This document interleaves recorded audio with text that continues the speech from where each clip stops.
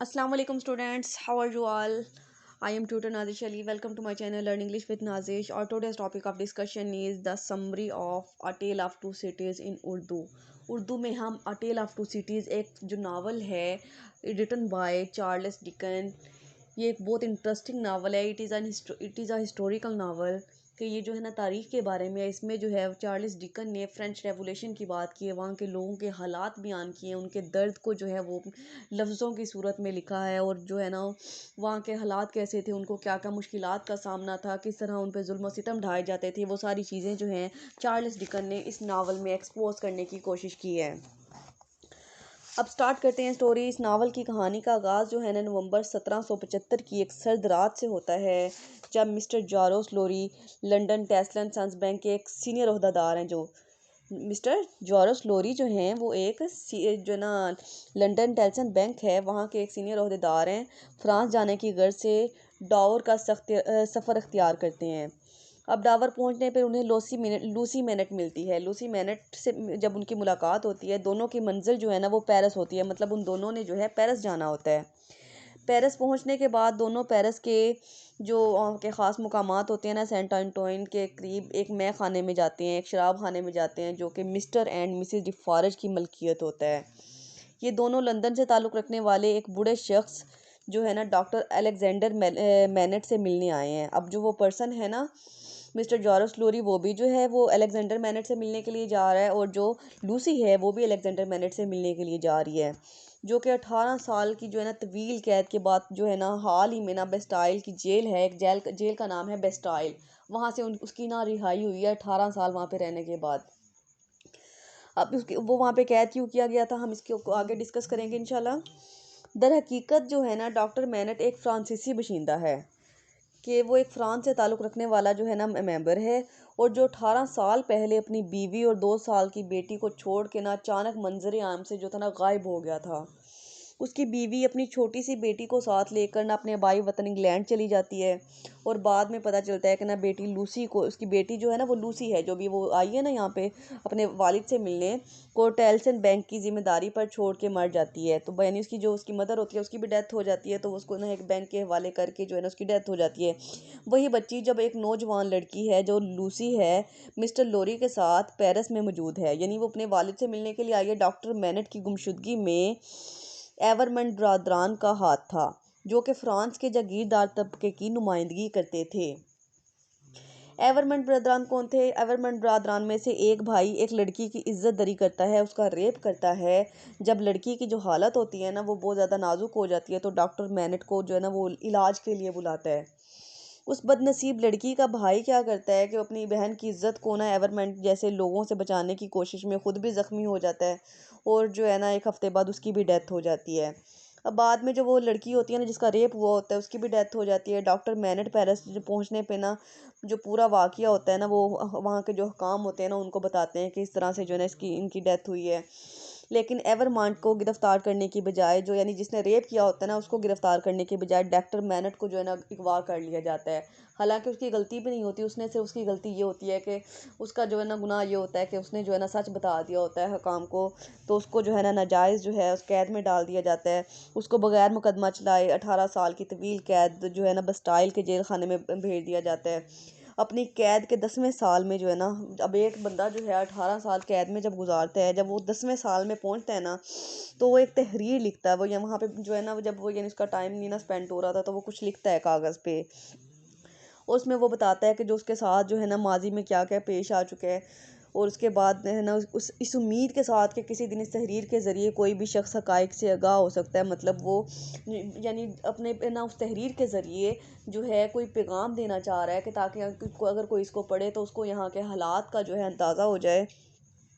वो उसे उसी जगह छुपा देता है जहाँ वो कैद के दिन काट रहा होता है, वो उसी बेस्टाइल की जेल में उस तहरीर को, उस कागज़ के टुकड़े को छुपा देता है। अब जेल में फिर क्या होता है कि जेल में जो है ना वो उस पर उसका ना जो ज़हनी तवाज़ुन होता है ना वो खो देता है, वो जो है ना पागल हो जाता है, तो उसका जो मेंटल लेवल होता है ना वो अब नॉर्मल हो जाता है। तो उसे ना ये बात भूल जाती है कि वो एक डॉक्टर है, बल्कि वो ना जेल में जो है ना मोची बन जाता है, जूते बनाने का काम शुरू कर देते हैं। तो जब 18 साल के बाद उसकी जो है रिहाई होती है ना, उसकी तो उसे उम्मीद भी नहीं होती कि उसको रिहा कर दिया जाएगा। तो जो उसकी जो बेटी लूरी होती है और उसका एक दोस्त होता है ना मिस्टर जॉर्ज लूरी, जिसके बारे में हमने स्टार्ट में सुना था, वो जो ना उसको लेने के लिए आते हैं, उससे मिलने के लिए आते हैं। तो वहाँ पे आके जब तब जाके उसको पता चलता है कि ये जो लूसी है ना, ये उसी की बेटी है, डॉक्टर मैनेट की। और जो है ना वो फिर ना वो दोनों जो है ना, लूसी और मिस्टर लूरी, उसको लेके ना लंदन की तरफ चले जाते हैं वापस। इसके बाद क्या होता है कि ना 18 साल कैद से रिहा होने के बाद 5 साल गुजर जाते हैं। और जो है ना 1780 में क्या होता है कि डॉक्टर मेनट जो है ना, वो अपनी बेटी उनका इतना ज़्यादा ख्याल रखती है, इतना इलाज करवाती है उनका, तो वो ना सेहतयाब हो जाते हैं, उनका जहनी तवाज़ुन है वो भी ठीक हो जाता है। वो लंदन में रह रहे होते हैं। तो जो है ना उसका दोस्त है वो भी उसका बड़ा साथ देता है, जो मिस्टर लूरी है। इसके बाद ना उन एक नया करैक्टर आता है जिसका नाम है चार्ल्स डार्ने, जो एक वो फ्रांसीसी है, एक फ्रेंच मैन है, फ्रेंच मैन फ्रांस से ताल्लुक़ रखने वाला है। और एक और करैक्टर आता है जो कि जिसका नाम है सिडनी कार्टन, और वो जो है इंग्लैंड से ताल्लुक़ रखता है। जो चार्ल्स डार्ने है वो फ्रांस का बाशिंदा है, और जो सिडनी कॉटन है वो इंग्लैंड का है। अब चार्ल्स डार्ने जो है ना, वो असल में कौन है? वो ना जो था ना, एवर मॉन्ट ब्रदर्स, जिनके बारे में हमने पढ़ा था, जिसने यानी लड़की का रेप किया था, जिनकी वजह से 18 साल जो थे उसको कैद में काटना पड़े थे ना, उनका बेटा है। लेकिन अभी जो है ना, यहाँ इस सूरत हाल में उसे इस बात का बिल्कुल भी इल्म नहीं है कि यानी उसके जो वालिद थे वो क्या कर गुजरे हैं। और ना ही डॉक्टर मैनट इस बात से वाकिफ़ हैं कि ना ये उन्हीं का बेटा है, जिनकी वजह से उसने 18 साल इतनी मुशक्क़त में, इतनी जो है ज़िल्लत में गुजारे हैं, इतनी कैद उसने बर्दाश्त की है। अब ये दोनों करैक्टर जो है ना, वो इस बात से नावाकिफ़ हैं। डार्नी और कॉटन दोनों जो है ना लूसी की मोहब्बत में इसके बाद गिरफ्तार होकर ना उसे शादी की पेशकश करते हैं, लेकिन लूसी जो होती है ना, उसको डार्ने पसंद आता है। कार्टन लूसी की शादी के बाद भी डॉक्टर मैनेट के घर अक्सर आता जाता है। चार्ल्स डार्ने और सिडनी कार्टन के दरमियान बहुत ज़्यादा जो है ना मुशाबहत पाई जाती है, मतलब वो देखने में ना एक दूसरे से काफ़ी मिलते जुलते हैं, काफ़ी रिसेम्बलेंस रखते हैं। तो जो कि आगे चल के ना बहुत अहम किरदार अदा करता है, नावल की कहानी में एक नया ट्विस्ट लेके आता है। अब कुछ साल जो है ना गुजर जाते हैं, तो क्या होता है कि 1779 का जो साल है ना, फ्रांस अपनी तारीख के बदतरीन हालात से जो है गुजर रहा होता है। सेंट अंटोनी के बाशिंदे जो है ना, मिस्टर और मिसेस डिफारेज की सरबराही में बगावत के लिए खड़े हो जाते हैं और तमाम मुल्कों पे जो है कब्ज़ा कर लेते हैं। हुकूमत की मलकियत और जो है ना हर चीज़ को जो है ना ज़बरदस्ती कब्ज़ा करने के लिए जो है ना उठ खड़े होते हैं। अब 3 साल बाद क्या होता है कि ना सियासी हालात में कोई भी बेहतरी आने के बजाय जो है ना फ्रांस जो है ना मज़ीद तबाही की तरफ जो है बढ़ रहा होता है। और फ्रांस के बादशाह और मलका जो है ना, उनको उनको महल से निकाल के जो है ना उनको भी जेल में डाल दिया जाता है, जो फ्रांस के मलका और बादशाह होते हैं। इसके बाद जो टेल्सन है ना, टेल्सन बैंक मिस्टर लूरी को अपनी पेरिस ब्रांच के मामलात संभालने के लिए फ्रांस भेजता है। अब मिस्टर लूरी जो कौन थे? जो हमारे उसके फ्रेंड थे, जो कि नावल के स्टार्ट में मिस लूसी के साथ वहाँ पे आए थे। उसको जो है ना टेल्सन बैंक जो है फ्रांस भेज देता है वहाँ के हालात के लिए, सारे मैनेज करने के लिए। इत्तेफाक से इन्हीं दिनों चार्ल्स एवरमंड को भी हालात पेरिस जाने पर मजबूर कर देते हैं, और चार्ल्स डार्ने लूसी और डॉक्टर मैनट को बताए बगैर अकेला ही जो है ना पेरिस चला जाता है। अब चार्ल्स डार्ने क्या करते हैं? अब चार्ल्स डार्ने जो है ना, वो फ्रांस के जागीरदार तबके से ताल्लुक़ रखता है। उसका जो है वो यानी उसका जो पेरेंट्स हैं ना, उसका बड़ा नाम होता है, बड़ी उनकी फ़ेम होती है। तो जब वो पेरिस पहुंचने पे जो है ना, वहाँ के जो बागी लोग होते हैं ना, वो उसको गिरफ़्तार करके जो है ना ला फोर्स की जेल में कैद कर देते हैं। अब हमने इस नावल में दो जो हैं जेल के नाम पढ़ लिए। एक बेस्टाइल की जेल थी जिसमें मिस्टर मैनेट को कैद में रखा गया था, और दूसरी जो है ला फोर्स जेल है, जिसमें चार्ल्स डार्ने को कैद किया जाता है। अब उसकी गलती क्या होती है? उसकी गलती ये होती है कि वो एक अमीर घराने से ताल्लुक़ रखता है, और यही उसका सबसे ज़्यादा जो है ना बड़ा जुर्म बन जाता है। अब डॉक्टर मैनेट और लूसी चार्ल्स जो है ना डार्ने की गिरफ्तारी के फ़ौरी बाद पेरिस पहुंचते हैं, और मिस्टर लूरी जो कि पहले ही पेरिस में मौजूद होते हैं ना, उनसे मिलते हैं। अब इनकलाबी लोग जो होते हैं ना, वो जब डॉक्टर मैनेट को जो है इतने देखते हैं ना कि इतने साल बाद ये तो आया है, तो वो उसको 18 साल की इसने कैद काटी है बेस्टाइल की जेल में, तो वो उनके लिए बड़ा ना काबिल एहतराम बन जाता है। वो उसको बड़ी इज्जत देते हैं, बड़े ना उसके साथ तजस्सुस के साथ उससे मिलते हैं, मुलाकात करते हैं। अब बागियों की तरफ से, यानी जो वहाँ के लोग थे, जो यानी फ्रेंच रेवोल्यूशन के लोग थे, वो क्या करते हैं कि ना वो उन्होंने जो था ना बहुत ज़्यादा जुल्म और जबर आम किया हुआ था, और जागीर तबके से जो रखने वाले लोग थे ना, वो सैकड़ों लोगों को, जो गरीब थे, उनको मौत की घाट उतारे जा रहे थे। और जो फ्रांस के बादशाह और मलका के साथ भी ये सलूक रखा गया जो था, उनको भी जो था ना दहशत पसंदी के दौर से तबीर किया जाता है, उनको भी कैद कर लिया जाता है।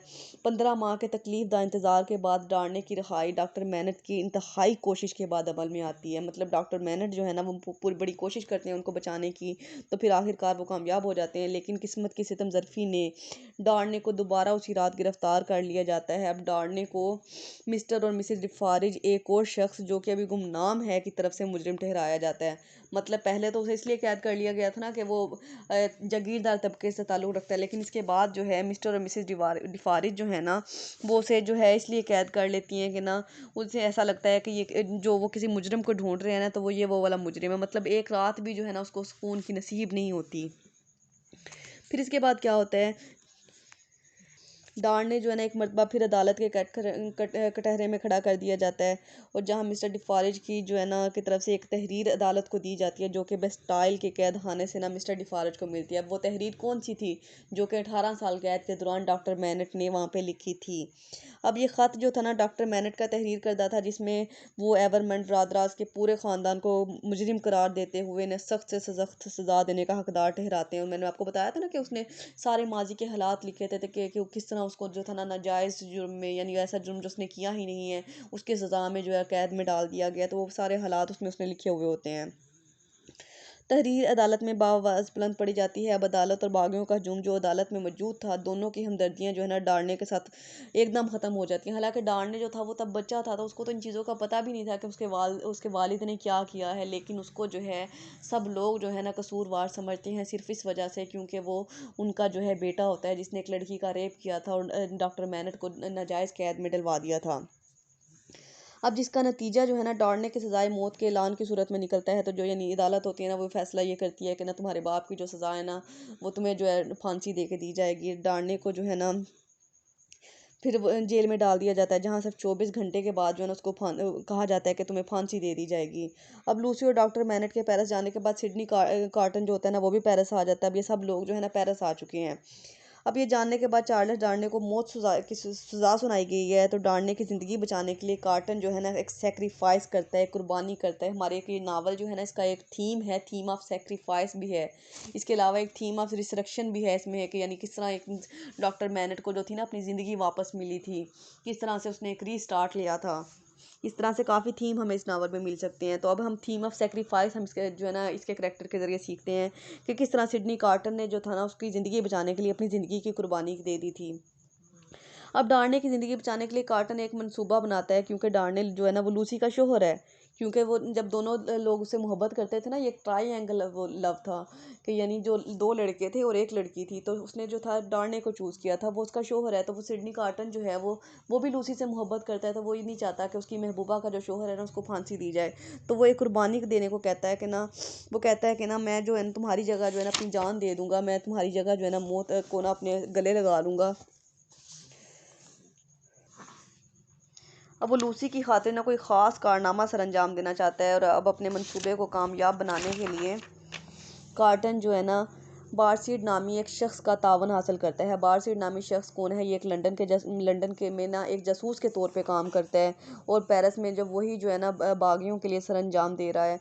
इस शख्स के पास इस जेल की चाबियां होती हैं जहाँ पे डालने को अपनी मौत का इंतज़ार होता है, जहाँ पे उसको गिरफ्तार किया गया होता है ना 24 घंटे के लिए। अब बारसीड की मदद से कार्टन क्या करता है कि जेल में डार्ने के पास पहुंचने में कामयाब हो जाता है, और अपने साथ एक बेहोश करने वाली जो है ना दवाई लेके जाता है। अब कार्टन डार्ने को मजबूर कर देता है कि वो अपना लिबास कार्टन से तब्दील करे। मतलब यानी मैंने आपको बताया था ना कि उन दोनों में बहुत ज़्यादा रिसेम्बलेंस है एक दूसरे से, उनकी शक्लें जो है, उनका स्ट्रक्चर जो है, उनकी फिजिकल अपीयरेंस काफ़ी मिलती है। तो वो कहता है कि तुम ना मेरे साथ अपने कपड़े चेंज करो। जब कार्टन जो है ना इनकार सुनने के बाद ना डार्ने को ना बेहोश कर देता है, और वो अपने मनसूबे के मुताबिक जो है ना बारसीड को मजीद हदायत करता है कि बेहोश डालने को जो है ना जेल से बाहर ले जाए और उस गाड़ी तक पहुंचा दे जहां मिस्टर लूरी और लूसी जो है ना डॉक्टर मैनट की आमद का इंतज़ार कर रहे हैं। अब जब वो जो है ना अपने प्लान में जो है कामयाब हो जाते हैं, मतलब वो जो है ना इंटरप्लेस कर लेते हैं एक दूसरे को, जो है जो डालने हैं ना वो उसको बेहोश करके बाहर गाड़ी में लाया जाता है, और जो सिडनी होता है ना वो उसकी जगह पे जो है ना अपनी जान दे देता है। तो फिर जब वो पूछता है ना कि मेरे साथ ऐसा क्या हुआ, जब उसे होश आती है, तो वो उसे कहता है कि ना तुम ना अपने दोस्त की मौत की खबर सुन के ना बेहोश हो गए, तो उसको जो है इस तरह हौसला दिया जाता है। अब क्या होता है उसके बाद के ना, जब वो लोग जो है ना बाद में अपने अपने घर चले जाते हैं, इंग्लैंड रवाना हो जाते हैं, तो वो उनके घर ना जो लूसी और डॉक्टर मैनेट है उनके घर में जो है ना मैडम डिफारे जो आती हैं, मिसेस डिफारे जो है ना वो उनके घर में मिलने के लिए आती हैं। फिर क्या होता है कि मिसेस डिफारे जो डॉक्टर मैनेट को जो है ना वो चाहती हैं कि इनको भी फांसी हो। मिसेस डिफारे का जो है ना वो उन दुश्मनी है, वो चाहती है कि इनको भी फांसी दिलवाई जाए। अब जो है उसकी मुलाकात जो है ना उन दोनों से तो नहीं हो पाती, लेकिन वहाँ पे मिस प्रोज होती हैं।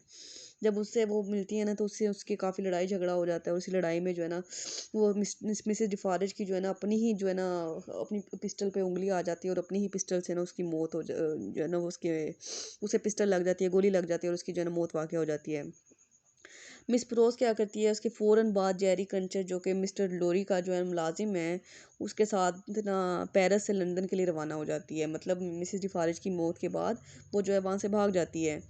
और फिर वो दिन आ जाता है जब डार्ने को जो है ना मौत की सज़ा का गया होता है, फांसी होनी होती है। अब जो कार्टन जो है जो कि डार्ने की जगह ले चुका है, क्योंकि डार्ने तो वो बाहर आ गया ना, उसकी जगह कार्टन ने ले ली है। तो दूसरे तमाम कैदी जो है ना उसके साथ जो है ना उसे उस जगह पे लाया जाता है जहाँ पे उनको फांसी देनी होती है। इस जगह पे जो है ना किसी को भी शक नहीं होता, कि कोई भी जो है ना इस बात को जज ही नहीं कर पाता है कि ये सिडनी है या डार्ने है। तो इस तरह से ना तो अब क्या है कि कार्टन जो है ना वो हंसी खुशी जो है ना मौत को कबूल कर लेता है। ऐसा लगता है कि उसके सामने जो है मौत कोई मायने ही नहीं रखती, कोई अहमियत ही नहीं रखती, क्योंकि वो से जब उसको अपनी ज़िंदगी में जिससे वो मोहब्बत करता था ना, लूसी से, वो नहीं ना मिली थी, तो उसको वो कहता था कि मेरे लिए ज़िंदगी जो है ना कोई मायने नहीं रखती जब मैं अपनी मोहब्बत को नहीं पा सका।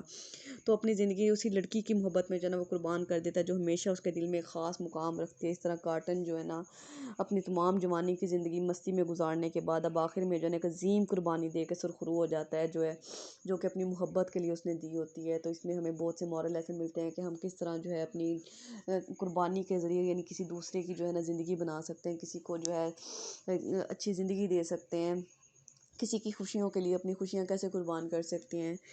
आई होप सो कि आपको इस समरी की, इस लेक्चर की अच्छे से समझ आ गई होगी। Please don't forget to like, comment and share. अल्लाह हाफिज़।